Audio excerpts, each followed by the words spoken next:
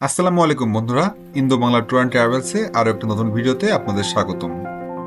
আজকের ভিডিওতে আমরা জানবো বনকাটো শিয়ালদা এসি লোকাল সম্পর্কে।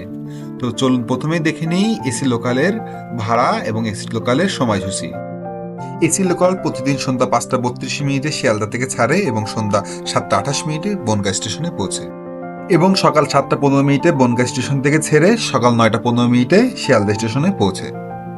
বিশেষ দ্রষ্টব্য বন্ধুরা, সপ্তাহে রবিবার এই এসি লোকাল বন্ধ থাকে। কলকাতা থেকে শুরু করে ভারতবর্ষ যে কোনো প্রান্তের বাংলাদেশি পর্যটকদের একটি সুন্দর ও স্বাচ্ছন্দ্যময় ভ্রমণের সূচনা হতে পারে এই বনগাঁ শিয়ালদা এসি লোকাল।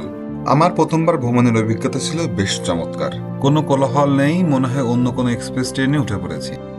তো চলুন বন্ধুরা, এখন দেখে নিই এই এসি লোকালের ভাড়া কত।